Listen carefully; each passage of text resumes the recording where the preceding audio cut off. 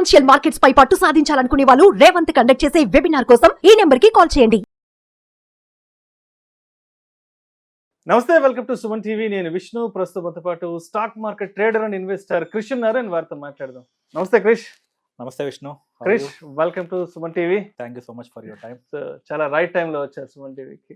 ఎందుకంటే my pleasure. Market లో చాలా పెద్ద పెద్ద బ్లడ్ బాత్లు, ఫ్లక్చువేషన్స్, వాలటాలిటీ జరుగుతున్న టైంలో, అది కూడా అదాని ఇష్యూ బాగా ఇప్పుడు హాట్ కేక్ గా నడుస్తుంది మార్కెట్ లో.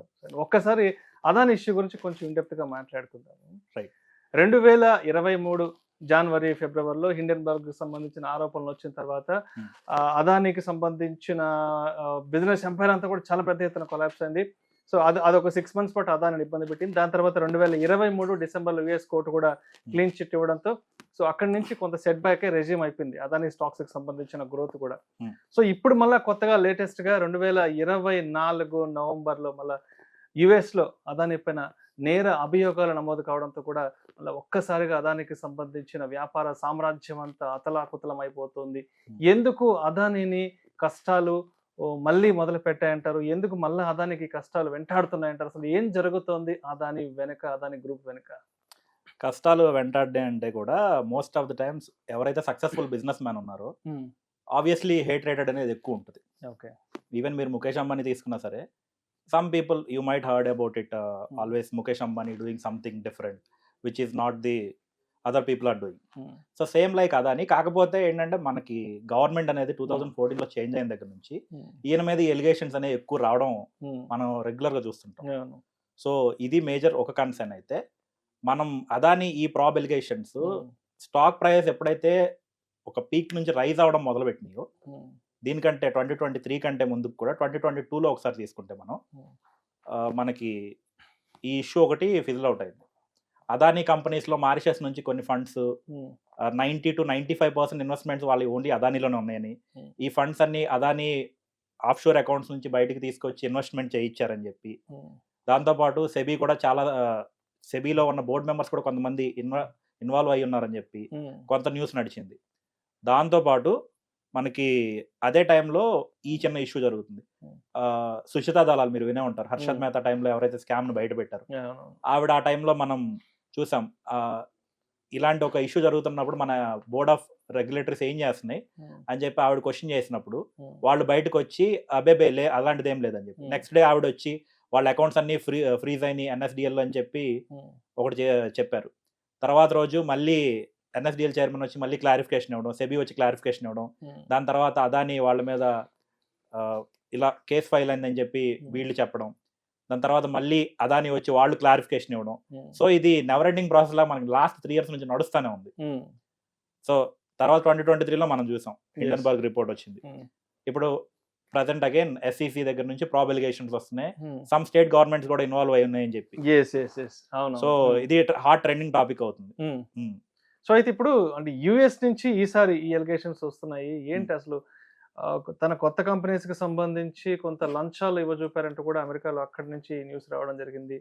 ఏంటి, ఏ కంపెనీ స్టార్ట్ చేయడానికి తను లంచాలు ఇవ్వాలని చూసారు? అసలు ఏంటి ఇవి కంపెనీ స్టార్ట్ చేయడం కంటే కూడా వాళ్ళు they are always focusing on the fund rising.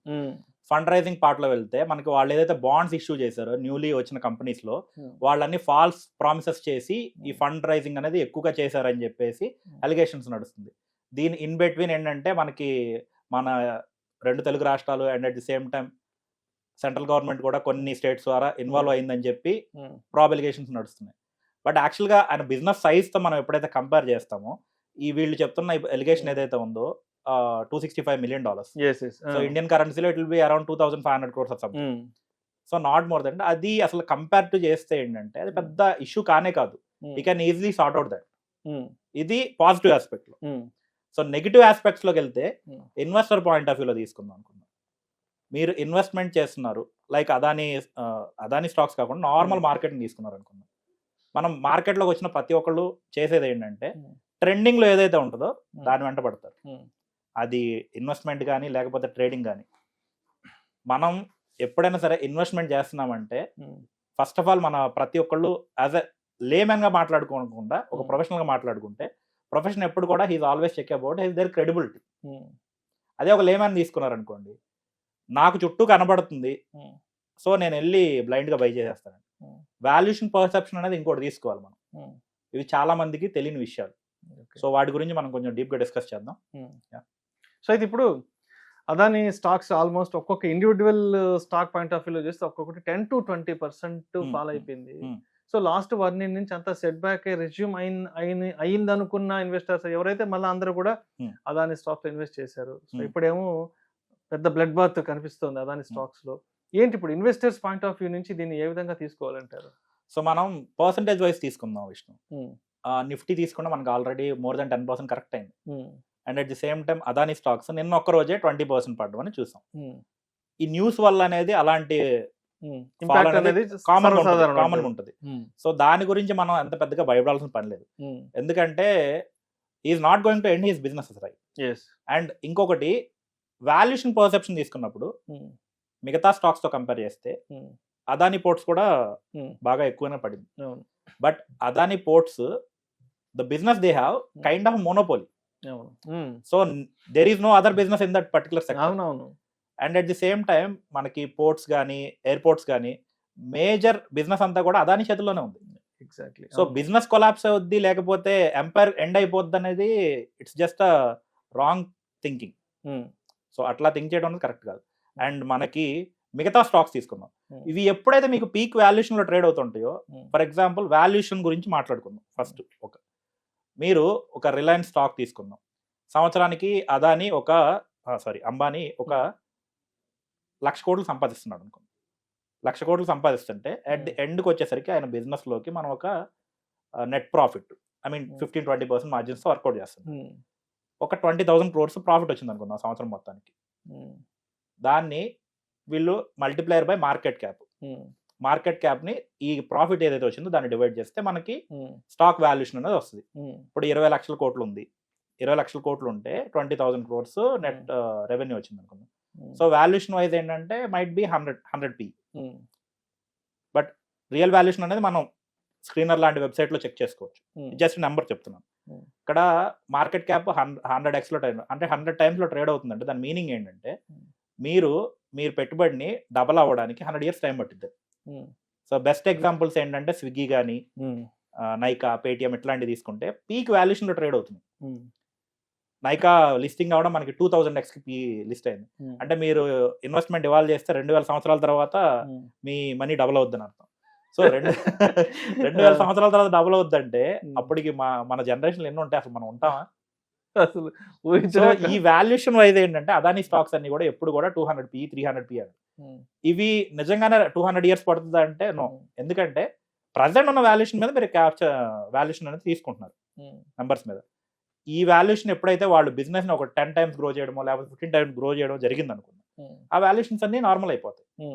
Acquisition phase లో వీళ్ళు ఎప్పుడైతే స్టాక్స్ ని బిజినెస్ ని అక్విజిషన్ చేస్తున్నారో it will take time to justify the valuation. దానివల్ల మీకు ఎప్పుడైనా సరే ఒక హీట్ అనేది జనరేట్ అయినప్పుడు మార్కెట్లో, న్యూస్ కానీ లేకపోతే ఇంకోటి కానీ, ఆటోమేటిక్గా మార్కెట్ అనేది ఏ అయితే పీక్ వాల్యుయేషన్ ఉంటాయో ఆ స్టాక్స్ సెల్ చేయడానికే ఇన్వెస్టర్లు అనే వాళ్ళు ప్రిఫరెన్స్ ఇస్తారు. ఇప్పుడు న్యూస్ మనకి ఫేడ్ అవుట్ అయింది.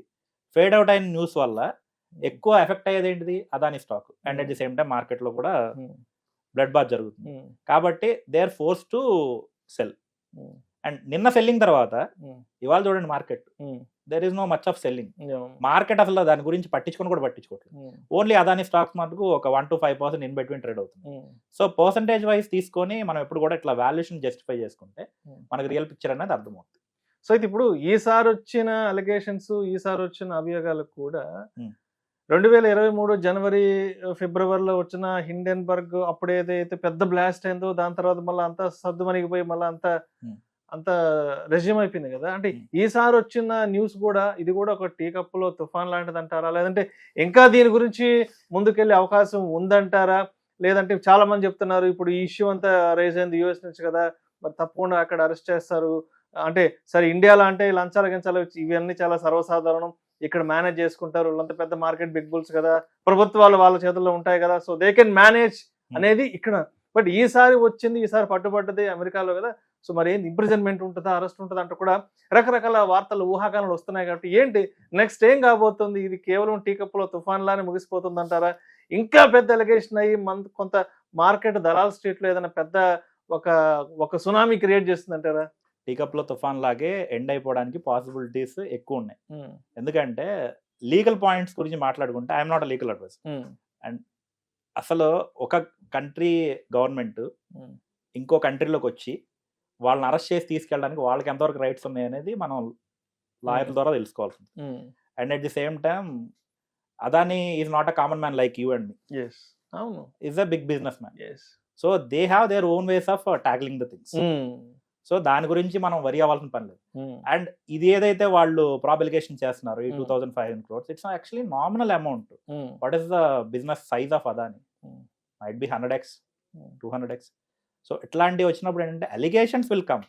బట్ ఇక్కడ ప్రాబ్లం ఎవరికి అవుతుందంటే ఇన్వెస్టర్ ట్రస్ట్ అనేది తగ్గుతూ ఉంటుంది.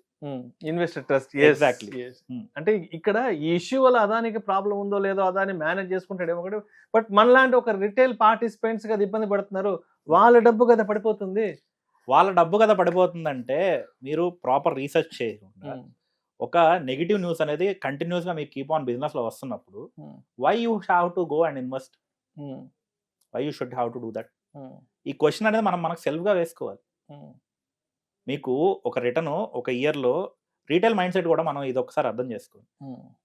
మనకి ఒక ఇయర్లో ఫస్ట్ ఆఫ్ ఆల్ ఎంత రిటర్న్ జనరేట్ చేయొచ్చు మన ఇన్వెస్ట్మెంట్ మీద? ఫర్ ఎగ్జాంపుల్ మన దగ్గర 1,00,000 రూపాయలు ఉందనుకోండి. 1,00,000 రూపాయలు ఉంటే మీరు చాలా ఇవి ఫైనాన్షియల్ ప్లానింగ్ వీడియోస్ చాలా చేస్తాం. 1,00,000 రూపాయలు ఉంటే ఈ 1,00,000 తీసుకెళ్ళి మనం బ్యాంక్ లో పెట్టాం అనుకోండి, మనకి ఎంత రిటర్న్ వస్తుంది? మామూలుగా 6%, 7%, 6% అంతే. పావుల వడ్డీ. అంతే. తర్వాత గోల్డ్ కొనుక్కున్నాం అనుకోండి, అంతే 7-8%. ఇది మనం ఓవర్ లాంగ్ టర్మ్ హోల్డ్ చేస్తే. అండ్ గోల్డ్ కూడా మనం ఫిజికల్ గోల్డ్ కాకుండా ఫిజికల్ గోల్డ్ ఆర్నమెంట్స్ కొన్నాం అనుకున్నాం. ఆర్నమెంట్స్ కొంటే బై డిఫాల్ట్ 20% కట్ అయిపోద్ది. అవును, ఎందుకంటే వాళ్ళు జిఎస్టీ, మేకింగ్ చార్జెస్ ఇవన్నీ వేసి 20% బై డిఫాల్ట్ మన చేతికి రాదు. అండ్ తర్వాత రియల్ ఎస్టేట్ తీసుకున్నాం. మనకి హైదరాబాద్, అమరావతి లాంటి రియల్ ఎస్టేట్ పక్కన పెడితే in general real estate grow అయ్యేది కూడా 10 to 12%, అంతే, not more than that. Beyond which ఇవి కాకుండా రెగ్యులర్ ట్రెడిషనల్ ఇన్వెస్ట్మెంట్స్ కాకుండా మనకి స్టాక్ మార్కెట్ అని ఇంకొక ఇన్వెస్ట్మెంట్ ఆపర్చునిటీ ఉంది. సో అక్కడ మనకి లాస్ట్ మనం 30 years తీసుకున్నా సరే Nifty generate around 13 to 15%, not more than that. ఇది ఇండెక్స్ లెవెల్లో. So if you are super intelligent than that, దానికంటే ఎక్కువ రిటర్న్ జనరేట్ చేయడానికే మార్కెట్లో ఉన్న ప్రో ప్లేయర్స్ అందరూ ట్రై చేసేది. సో మీ ఇన్వెస్ట్మెంట్ మీరు ఎప్పుడైతే స్టాక్స్ లో పెట్టి ఒక 15 to 20% రిటర్న్ ఎక్స్పెక్ట్ చేస్తున్నారు క్యాగర్గా, then it's a good thing. కానీ మనకి రీటైల్ మార్కెట్లోకి కొత్తగా ఒకరు వచ్చారు, లేదా ఒక 1 year 2 years అవుతుంది అట్ మ్యాక్స్. తనకి ఎక్స్పీరియన్స్ వచ్చి తనకి అంత అవగతం అయ్యేంత వరకు they are keep on pouring the money. 15-20% రిటర్న్తో సాటిస్ఫై అవ్వరు. నాకు 1 shot పెట్టిన లక్ష్యం ఏంటంటే అది డబుల్ అయిపోవాలి, ట్రిపుల్ అయిపోవాలి. అలా అయితే దాని లాటరీ టికెట్ కదా అంటారు. సో సేమ్ వేలో we need lot of understanding, lot of study to put in stock market as. ఇక్కడ మనం అదాని దగ్గరికి వద్దాం. ఇప్పుడు అదాని లాస్ట్ 1 yearలో ఒక 100% రిటర్న్ జనరేట్ చేసింది అనుకున్నాం. 100% రిటర్న్ జనరేట్ చేసింది ఆల్రెడీ 1 yearలో అయిపోయింది. బట్ స్టిల్ ఇన్వెస్టర్స్ ఏం చేస్తారు? వెళ్ళి ఆ 100% పీక్లో కొంటారు. 100% పీక్లో కొంటారు. ఇలాంటి న్యూస్ లేకపోతే మార్కెట్లో నిఫ్టీ లాంటి కరెక్షన్ రావడం జరుగుతుంది ఒకటి. ఆ పర్టికులర్ టైంలో వాళ్ళ వాల్యూ అనేది 20-30% డెప్రిషియేట్ అయింది. ఎప్పుడైతే డెప్రిషియేట్ అయిందో దాన్ని తీసేస్తారు డబ్బులు అక్కడ నుంచి ఇన్వెస్ట్మెంట్. వాళ్ళు లాస్ అయ్యా 20-30%. వీళ్ళు బయటకు వచ్చి ఎలిగేషన్స్ ఏం చెప్తారు? Stock market is a gambling, Adani is a gambler. So ఇక్కడ ఇంకొకటి, అదాని మార్కెట్ క్యాప్ ఎంత మీకు తెలుసు, ఒక ఐడియా ఉంటుంది, ఒక 20 lakh crores అరౌండ్. మీరు 1 లక్ష తీసుకొచ్చారు అనుకోండి, ఈ 1 లక్ష అసలు ఆ సైజ్ ముందు ఎంత? సైజ్ ముందు అసలు సంబంధం లేని విషయం కదా. మీరు అదాని మీద ట్రస్ట్తో వెళ్ళి ఇన్వెస్ట్ చేశారు. సో అది లాంగ్ టర్మ్లో Adani can manage, it can grow. మీరు 20-30% కరెక్షన్లకు భయపడి పెట్టిన 1 లక్ష తీసేశారు, అది 70,000 80,000 చేతికి మిగిలింది. మీరు బయటకు వచ్చి ఏం చేస్తున్నారు? ఏమండి, గోల్డ్ ప్రైసెస్ కూడా మనకు పడుతుంటాయి, పెరుగుతుంటాయి కదా. Same like why you are not waiting here shares, Adani కానీ లేకపోతే ఇంకో షేర్ కానీ హోల్డ్ చేసి ఎందుకు లాంగ్ టర్మ్ వెయిట్ చేయట్లేదు? First point. Long term hold చేయాలంటే నేను ఇవాళ పెట్టాను, ఇంకా మన వాడు పెట్టిన దగ్గర నుంచి ఫోన్ తీసుకొని చూస్తూ ఉంటాడు, రెడ్లో ఉంది, గ్రీన్లో ఉంది, వాళ్ళ 5% పడింది, లేకపోతే 10% లేచింది, ఇట్లా వస్తుంది రిటర్న్. మనకి ఇవాళ 5% వచ్చిందంటే ఈ లెక్కన మనం సంవత్సరానికి లెక్కేసుకుంటే 200 రోజులు ఇంటూ 5% 1000% వచ్చేది. సో ఈ అజంప్షన్స్లో ఉండి స్టాక్ మార్కెట్లో 90% ఆఫ్ ద పీపుల్ లూజ్ అవుతారు. రైట్ అండ్ ఇంకొకటి ఏంటంటే నాట్ ఓన్లీ స్టాక్ మార్కెట్, మీరు ఎనీ ఇండస్ట్రీ తీసుకోండి, సక్సెస్ఫుల్ పీపుల్ అనేది పర్సంటేజ్ సింగిల్ డిజిట్స్ లోనే ఉంటుంది. మూవీ ఇండస్ట్రీకి ఎంతమంది వస్తున్నారు, ఎంతమంది సక్సెస్ అవుతున్నారు. అండ్ బిజినెస్ పీపుల్ తీసుకోండి, మీరు ఎక్కడికి వెళ్ళినా సరే అంబానీ, అదానీ, టాటా, బిర్లా ఈ పేర్లు ఏమైనా పడతాయి తప్పించి మీరు నేను వెళ్ళి బిజినెస్ స్టార్ట్ చేసి ఒక ఎంపైర్ క్రియేట్ చేయాలంటే మనకు ఒక లైఫ్ టైం సరిపోదు. సరిపోయినా సరే ఒకవేళ టైం కలిసి రావాలి, అన్ని వీటన్నిటితో పాటు మనకు కొంచెం అదృష్టం ఉండాలి. మనకి ఇవేం అవసరం లేదు. మనం ఏంటంటే జస్ట్ పెట్టాం, మనకి మనీ రావాలి. మనం ఏంటంటే మనం లాస్ అయితే విన్ అయ్యామనుకో, that is our talent. Loss అయ్యామనుకో, దట్ ఈస్ సంబడి మిస్టేక్, అది ఇష్యూ క్రియేట్ చేసి మనకు పెట్టారు. సో క్రిష్, ఒక్కసారి కన్క్లూజన్ గా ఏంటి ఇవాళ మనం మాట్లాడుతున్న ఈ సందర్భంలో మార్కెట్ సిచ్యువేషన్ ఏంటి, అదాని సిచ్యువేషన్ ఏంటి, ఒక వారం 10 రోజుల తర్వాత ఎలా ఉండబోతుంది, ఎలా ఉంటుంది ఏంటి అసలు ఓవరాల్ గా, ఒక వారం తర్వాత 10 రోజుల తర్వాత ఏంటి, ఎంత వరకు వెళ్తుంది అంటారు? వారం 10 రోజుల కంటే తీసుకోవడం కంటే కూడా విష్ణు 2 ways ఆఫ్ థింగ్స్ మాట్లాడుకుందాం. మీరు లాంగ్ టర్మ్ ఇన్వెస్టర్ అనుకుందాం, first of all stop putting investing in stocks like Adani. Because ఏంటంటే ఇలా రెగ్యులర్ గా కంటిన్యూస్ న్యూస్ వస్తుంది సిచ్యువేషన్ లో, అవును, మీకు ఏం జరుగుతుందో తెలియదు. ఇన్ బిట్వీన్ మీరు పడుకొని నిద్రపోతా ఉంటారు, తెల్ల లేసి చూసేసరికి ఇంకో న్యూస్ వచ్చి ఉంటుంది. సో ఇలాంటి సిచ్యువేషన్ ఏంటంటే don't put money, invest in money stocks like Adani లాంటి స్టాక్స్ లో పెట్టద్దు. తర్వాత మీరు ఇండెక్స్ ఇన్వెస్టింగ్ చేసుకోండి, నిఫ్టీ, సెన్సెక్స్, ఈటీఎఫ్స్ మనకి ఎట్లాగా ఉన్నాయి, అండ్ మ్యూచువల్ ఫండ్స్ ఉన్నాయి. వాటిలో ఇన్వెస్ట్ చేసుకొని మీరు ఎప్పుడైతే ఒక 3 months 4 months long term horizon, ఇది 3-4 months లాంగ్ టర్మ్ కాదు, short term, might be 2 to 3 years. అంత షార్ట్ డ్యూరేషన్, అంత లాంగ్ డ్యూరేషన్ మీ దగ్గర ఉందనుకుందాం, మీరు ఇన్వెస్ట్ చేసి ప్రశాంతంగా పీస్ఫుల్ గా ఉండొచ్చు. అండ్ ఇప్పుడున్న మార్కెట్ కండిషన్ చేంజ్ అవడానికి అంటారా, మైట్ టేక్ 2 months 3 months. ఇక్కడ నుంచి మనకు బడ్జెట్ ఇంకో 2 months ఉంది. సో బడ్జెట్ టైంకి వచ్చేసరికి సెటరేట్ అవ్వచ్చు. అండ్ ఇక ఆల్రెడీ మనకి నిఫ్టీ 3000 points కరెక్షన్ అంటే అరౌండ్ 13%. సో 13% అయిపోయింది, బ్లడ్ బాత్ వెళ్ళిపోయిందని. 13% కరెక్షన్ లాస్ట్ 30 years ఎన్నిసార్లు జరిగినాయి. ఇంకొకటి పబ్లిక్ మిస్ అయ్యేది ఏంటంటే, వీళ్ళంతా కూడా ఎవరైతే మనకి కోవిడ్ తర్వాత మార్కెట్లోకి వచ్చారో, they haven't seen the market hardly. 10% correction ఇవాళ చూస్తున్నారు. ఐ థింక్ 2022లో ఒకసారి చూసారు, ఇవాళ ఒకసారి చూస్తున్నారు. ఇంకా యాక్చువల్ స్టాక్స్ అన్ని కరెక్ట్ అవ్వడం మొదలు పెట్టలేదు కంప్లీట్ గా. కొన్ని మిడ్ క్యాప్స్, స్మాల్ క్యాప్స్ అనేవి ఒక 20-30% కరెక్ట్ అయింది. బట్ ఒక్కొక్కటి 5 times 10 times 20 times రిటర్న్ కూడా ఇచ్చినాయి. అలాంటి stocks cycle, cash flow cycle అనేది ఇంకొకటి ఉంటుంది, అది మనం వేరే వీడియోలో మాట్లాడుకుందాం. అది టర్న్ అవుట్ అవుతున్నప్పుడు స్టాక్స్ ఏ రకంగా పడతాయి, దేర్ మైట్ బి పాసిబిలిటీ 80-90% కూడా పడతాయి, మళ్ళీ రికవరీ కూడా వస్తుంది. బట్ ఇవన్నీ తెలుసుకొని మనకి స్టాక్ మార్కెట్లో ఉండాలంటే మన ప్రొఫెషనల్ మానుకొని దీంట్లోకి రావాలి. ఇన్స్టెడ్ ఆఫ్ దాట్ మీరు ఎప్పుడైనా సరే ఒక గుడ్ టీచరో లేదా గుడ్ ఫైనాన్షియల్ అడ్వైజర్నో ఒకరిని ట్రస్ట్ చేసి, బిలీవ్ చేసి వాళ్ళని ఫాలో అవడం మొదలు పెట్టండి. 10 మంది చెప్పి 10 మందిని ఫాలో అవడం అనేది చేయకండి. Thank you so much Krish. Thank you so much Vishnu for your time. అసలు అదాని వ్యవహారం ఎంతవరకు వెళ్తుంది, ఇది టీ కప్పులో తుఫాను మాత్రమేనా, లేదంటే ఇంకా ఇంతకంటే బ్లాస్ట్ అయి ముందుకెళ్ళే అవకాశం ఉందా, అండ్ ఈ టైంలో ఇన్వెస్టర్స్ ఎటువంటి జాగ్రత్తలు తీసుకోవాలి అనే అంశం గురించి చాలా చక్కగా మీ అనాలిసిస్ తెలియజేసి thank you so much. Thank you so much Vishnu.